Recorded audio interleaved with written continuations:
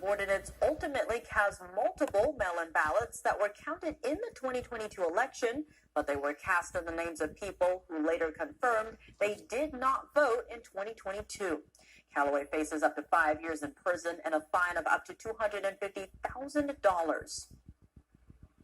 Investigating America's... Authorities later located the remains of the aircraft near Pine Valley, California. The Marine's identity have not been shared, and an investigation is underway.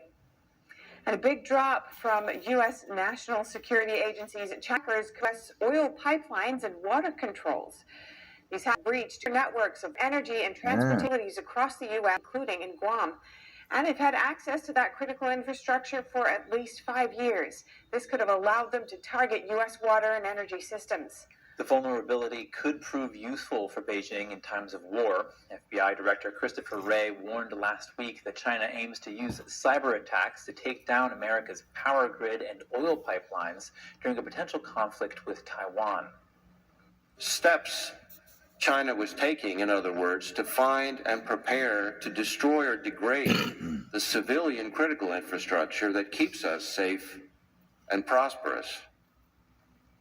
The Chinese hacking group is called Vault Typhoon. Officials said they cut off the hackers' access to the systems, but warned this group could keep trying to find new ways in. The information comes from an advisory published by U.S. securities agencies, including the FBI and the National Security Agency. Officials in Canada, Australia, and New Zealand also contributed to the report due to concerns that China is targeting their infrastructure as well. The advisory said Chinese hackers found there by targeting vulnerability routers and firewalls in the water and energy systems. They stole administrator credentials used to maintain the systems. In some cases, hackers got their hands on the surveillance cameras at some critical facilities. Zooming out, critical infrastructure in the U.S. has been bugged by security problems such as poor password management and a lack of security updates. There's also a shortage of money for hiring security services. All the hacking we U.S. had. cyber officials are urging the infrastructure operators to install timely software updates.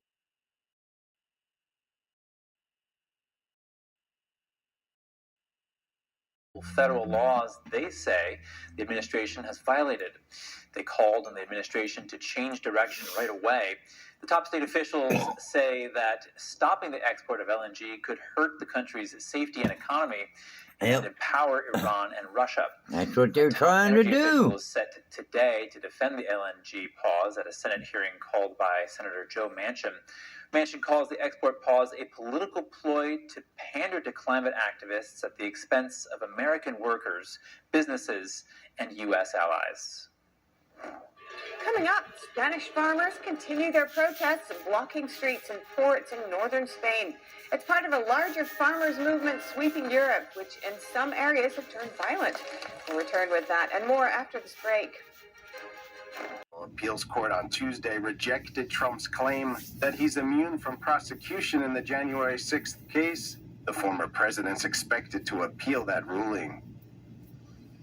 And for some legal analysis on the Supreme Court's impending decision on Trump's eligibility to hold office, we hear from Paul Kamenar, the lead counsel at the National Legal and Policy Center. Paul, really appreciate your time today. The facts: Trump did not hold office before the Civil War and did not support the Confederacy afterwards. He's never been charged or convicted of inciting an insurrection. So how could the Supreme Court possibly use that clause to disqualify him? Yeah, you're right. Good morning. Thank you for having me. Yes, that was a clause that was enacted after the Civil War, and it did disqualify certain those who were involved in the Confederacy. But that provision is meant to go forward, so that's not really the issue.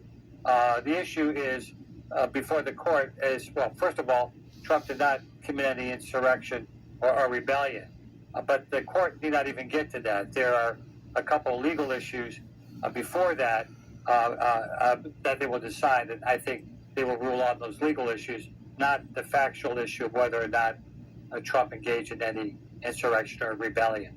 Okay, so Paul, what are some of those procedural issues?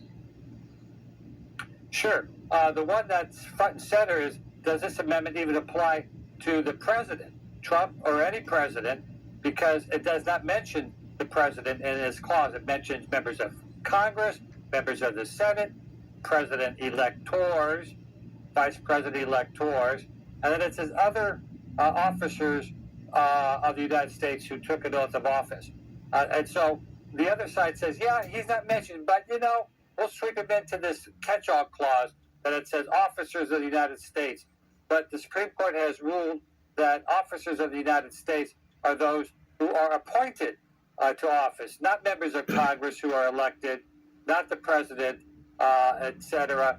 And so it's clear that he's not mentioned. So I think that argument is going to be front and center. The second argument is whether or not Congress has to enact what's called enabling legislation to put a law down to define exactly what does insurrection and rebellion mean. You can't have 50 different states deciding what they think it means. And so the second argument, that's a legal one, is whether Congress has to act first in terms of enacting legislation. And then describes some of the main issues our election system is facing.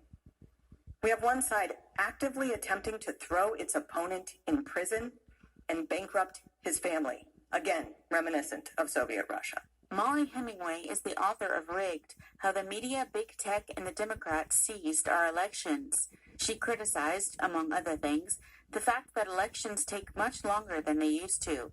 The situation is so absurd that we have presidential and gubernatorial debates weeks after some people have already voted. We flood addresses across the country with tens of millions of unsupervised mail-in ballots months ahead of elections, frequently to locations from which voters, if they're even alive, have long since moved. Some lawmakers at the hearing focused on private funds flowing to election offices. They say that unlike political contributions, these funds are not regulated. In 2020, tech entrepreneur Mark Zuckerberg and his wife reportedly donated $350 million, which ultimately ended up at local election offices. Most of the money went to predominantly Democratic districts in swing states across the country. Republicans allege that the money was then used to increase Democrats' voter turnout. The committee's chairman compared the situation to this week's Super Bowl, in which San Francisco will play. If the refs were paid for by a tech billionaire from San Francisco, this wouldn't instill confidence in the game. The same goes for our elections administration. Undue private influence distorts Americans' confidence in our election. Multiple Republicans at the hearing made clear that the private funding of election offices should be made illegal. Democrats said conservatives should let go of their claims of voter fraud in 2020. In New Hampshire, authorities have identified the culprit behind a round of AI-generated spam calls pretending to be President Biden. They were all traced back to the Texas-based Life Corporation. According to State Attorney General John Formella, up to 24,000 fake calls were made just 2 days before the primary, urging voters to stay home and vote in November instead. At a press conference, Formella said the robocalls came 2 weeks after the DNC sent out a memo calling the primary vote meaningless and non-binding. Formella then sent a cease and desist letter to the DNC, ordering it to stop making such statements. California braces for more atmospheric rivers while assessing the aftermath of the recent storms. A small break in the rain gives Southern Californians a chance to gauge cleanup efforts. NTD's Stephanie Sakal reports. While it's currently sunny out, Southern California is bracing for additional atmospheric river storms after days of intense rainfall. Mainstream media, academia, corporate America, everyone's lined up. They've chosen the progressive side of the aisle. And we're going to have to see if all of that can be defeated, all of that power and money can be defeated by the American people. I'm a huge optimist in the American people to affect change and make the right decision. And I think that come 2024, they're going to do that by electing Donald Trump and reversing all of the damage and chaos that Joe Biden has inflicted on our country. Well, thank you so much, Terry Schilling, for your take on your insights on this. I appreciate your time this morning. Thanks for having me. Democratic presidential candidate Marianne Williamson is suspending her campaign. The author made the announcement on Wednesday, a day after she came in third in the Nevada Democratic primary with less than 3% of the vote. The former spiritual advisor to Oprah Winfrey launched her campaign last March, but failed to secure promising numbers in this year's primaries. Williamson also ran in 2020, dropping out to endorse Senator Bernie Sanders, who ultimately lost to Biden. Minnesota Congressman Dean Phillips is now the sole major candidate running against the incumbent president. Early voting is currently underway in New York's special election to replace the vacancy left by George Santos, who was expelled from Congress in December. Republicans currently maintain a very narrow majority in the House, but Democrats may have the early edge in this district. The opening salvo in the 2024 election cycle is on. Early voting in the special election to replace George Santos. Voters of all stripes say more than anything, they want moderation and political leaders who will work together. I want a sane person in the government.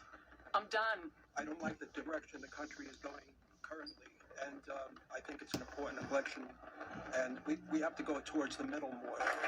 The issues motivating many voters in this suburban New York, largely Jewish district: Israel, abortion, crime, and taxes, but seemingly none bigger than immigration. How big a concern of immigration? Number one, you have a chaotic situation at the border.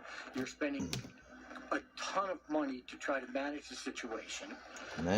We don't have jobs for the people when they come in. They're being dispersed. We lose complete control of where they are once they're in the country. The district is mostly in Nassau County on New York's Long Island and a small sliver in Queens. Total active voters just over 530,000. In early voting, more than 31,000 have already cast their ballots. Nassau County, where most voters live, breaks it down by party, giving us a glimpse into who, so far, is coming out. Through 4 days of voting in Nassau, 43% are registered Democrats, 35% registered Republicans, and 19% unaffiliated with any party. Democrat Tom Suozzi has run all out in a short but well-funded campaign, raising $4.5 million compared to his Republican challenger, Mazi Pilla, who's raised only $1.3 million. Tom Suozzi will work with both parties. To date, Suozzi and his allies have nearly doubled Pilla and her backers in spending on advertising in the pricey New York market, $13 million to $6.7 million. With the potential rematch looming this November between Joe Biden and Donald Trump, and Congress narrowly divided, voters here in this suburban battleground district see the outcome next Tuesday as sending an early message to both parties. Just ahead, the U.S. ramps up trade with Mexico as trade with China goes down.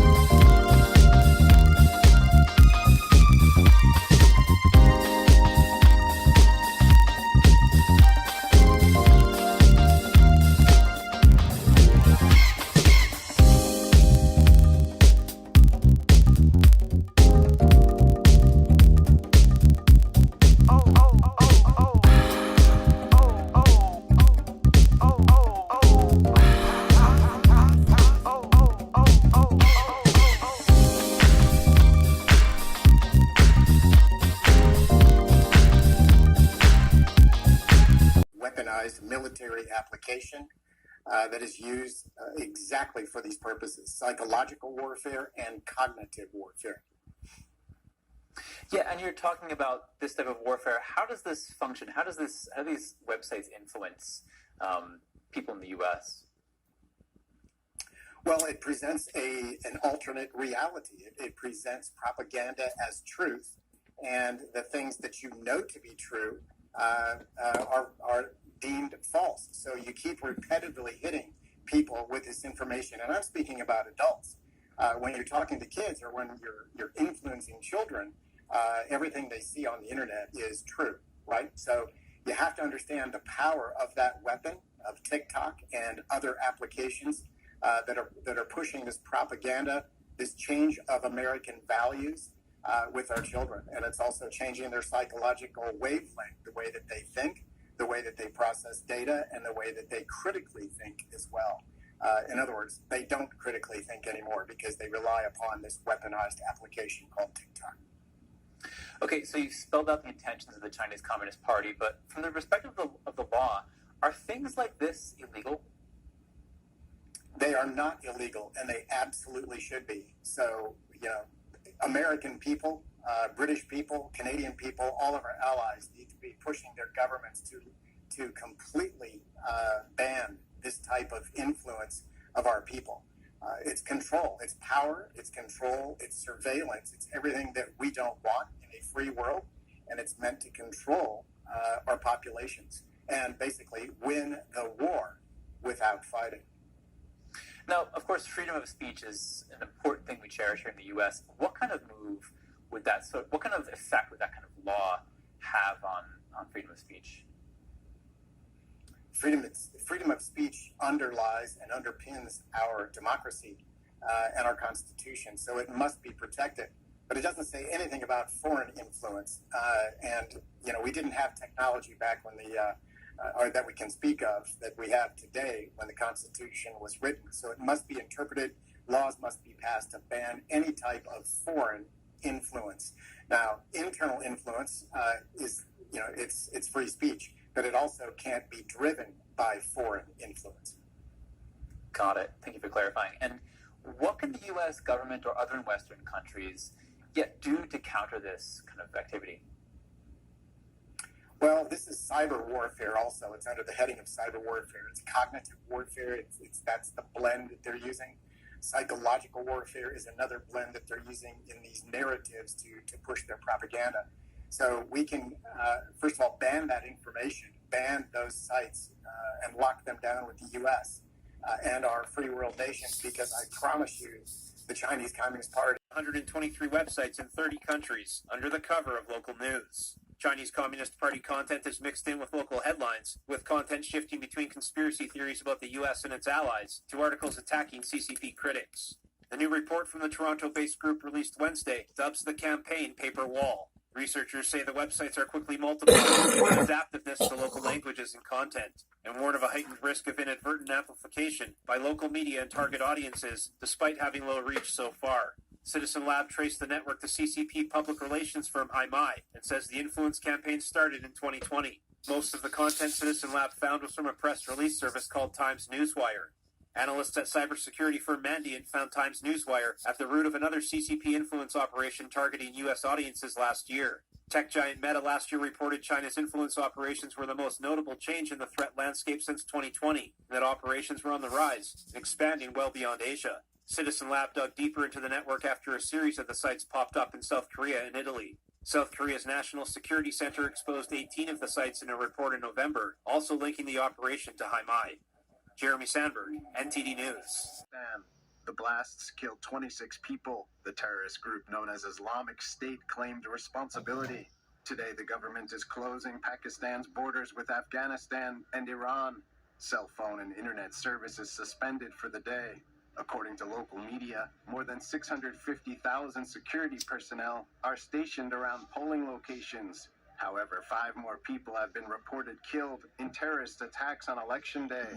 44 political parties are vying for a share of the 266 seats that are up Will for that grabs happen in here? the National Assembly, with an additional 70 seats reserved for women and minorities. After the election, the new parliament chooses a prime minister. The 3 main parties in Pakistani politics are the PLMN, the PTI, and the PPP. The main election contests are expected to be between candidates backed by former jailed Prime Minister Imran Khan. The main challengers from the PMLN party of 3-time Premier Nawaz Sharif, who's considered the frontrunner. Bilawal Bhutto Zardari, the 35-year-old son of former Premier Benazir Bhutto, leads the PPP. He's run an aggressive campaign in an outside bid for the top office. Pakistan's military has dominated the nuclear-armed country either directly or indirectly for decades. If no party wins an outright majority, then the one with the biggest share of assembly seats can form a coalition government. Following the election, the new government will inherit enormous problems. Pakistan has internal unrest. They are in the midst of an economic crisis. Inflation is high. Unofficial first results in the election are expected to start coming Thursday, but the complete picture isn't likely to develop until the day after. Up single-family homes. That's why rent is so expensive. Well, everyone, that's all for tonight. Thank you for joining us, and as always, please take care between real and virtual companionship. The quote here is, it says, AI girlfriends are becoming more like physical beings. They are almost indiscernible from the real. They say, now add to that a world of fully customizable AI girlfriends, each with flawless avatar faces and cartoonish body proportions. And I should note, too, this is not a new phenomenon. A lot of you who watch Crosswords regularly know that I'm a fan of ancient literature. You can actually find mentions of this in ancient literature. That if a king, for example, sets the standard of, the wives that he chooses, or the wife, depending which culture you're in, that a lot of girls in the kingdom will try to replicate the beauty standard shown by the queen. And this led to some unhealthy things in the past. There was one Chinese king, for example, who liked girls with incredibly small waists.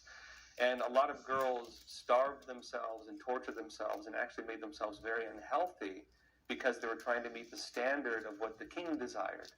And, of course, you find many situations like that. I won't go over all of them.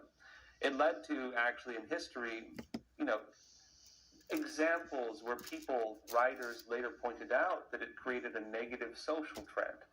And the problem you start facing with AI and unrealistic, completely, girlfriends or whatever else, is that it's something inhuman. It's not something that's going to be attainable by a physical, living, breathing human person. And if young men desire or demand that young girls meet something that is absolutely unattainable, then it's going to put young women in a situation where they're going to have to maybe get plastic surgery or physically alter their bodies in some ways in order to even have a normal relationship. I know this is not going to be everybody, but it will without a doubt be the case for some people. And I should note, too, this is not just unrealistic beauty standards that the woman is saying here. She says what's even more sinister is the unrealistic emotional standards set by this app. And think about it. Many people, of course, who've had relationships understand this. You can completely love a person. You can be deeply in love. You can care about them in every way, but you'll still have conflicts. And that's part of the natural nature of a relationship. And why is that?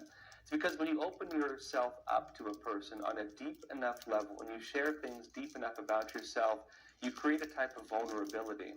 And the shared vulnerability that takes place within a relationship often does lead to hearts getting hurt and emotions being damaged and so on. Now, a lot of people are left with a choice. You take a positive lesson from that and you grow as a person, or you take a negative lesson from that and become wounded as a person. Without a doubt, there are people who come out maybe a little beat up after some relationships come to an end. But of course, as that happens, we also grow as individuals. We come to understand human nature a little better. We come to understand ourselves a little better. We come to learn to control our emotions a little better. And we start to understand that maybe you can't let yourself be completely pulled in by what you feel in the moment. People come to become more emotionally mature, in other words, over the course of time. And this emotional maturity, I would say, is one of the foundations of society. If you have an adult who has learned to control themselves, they're not throwing themselves on the ground and throwing a temper tantrum like a toddler would whenever they don't get something they want. The nature of human interaction teaches us this. But if you have a technology that maintains an infantile emotional response, that maintains an infantile expectation of immediate satisfaction, you're going to have an infantile society. You're going to have people incapable of managing their own emotions. You're going to have people used to, immediate satisfaction, everything they demand in the moment, and another person providing them with whatever they want. In other words, you're going to have a society of abusive narcissists. This is going to create, in my opinion, some of the worst type of narcissists you have ever encountered. Because every single relationship and their expectations of a relationship are absolutely self-serving. They're not going to understand anything different. Now, the writer here notes something else, which is, how can we compete with that? And I'd agree with her here. She notes that already women in relationships complain about porn-addicted partners, and I've seen examples of this, who are not satisfied with actual intimacy. Already you have a lot of men becoming addicted to that, and they don't understand the nature of romantic relationships or human warmth. Does not want a perfect relationship, right? Well, there's going to be strings attached. There's going to be real issues with this, including with, well, just basically the question of what a relationship actually is. Now, it also raises the issue as well. How much time will people begin spending interacting with these when AI never gets tired? It never has other responsibilities. It never has to go to work or go to bed or take care of any other issues. It's always there. It's always responsive. It will always give you whatever you want in the moment, and it will be completely on the human user, you or whoever else, maybe not you, anybody else. It'll be on the human user to end every conversation, which means for a person to say, "Good night, AI, I have to go to work, AI, I've talked too long to you, AI," the individual will have to demonstrate some degree of self-control. And when there's no self-control coming from the other side, if you talk about a relationship, that's not a healthy relationship. If it's completely one-sided on the responsibility factor, that is not a healthy relationship. You're having a relationship with an infantile individual. And that's unfortunately what AI is offering. It'll create very similar things, I think, in the people using them. Begin forming the way they see relationships and what they expect when that's their experience. Well, it could also lead to new laws that start to humanize AI. You might remember we talked about this before. There is a movement right now as we speak. This sounds far out, but it's actually already in place. There are people pushing for it, and in some countries you already have it. There is a movement of what they call personhood status. Some countries already have this. In America, laws and loopholes within laws already exist to grant this type of status to AI using LLC, limited liability corporation, methods to create basically human rights for artificial intelligence. But the idea of personhood status is there are people wanting to give human rights to plants, human rights to animals, human rights to rivers, human rights to forests. They've lost their minds. And of course, that is not only, again, creating the question of how can we utilize the natural world to live life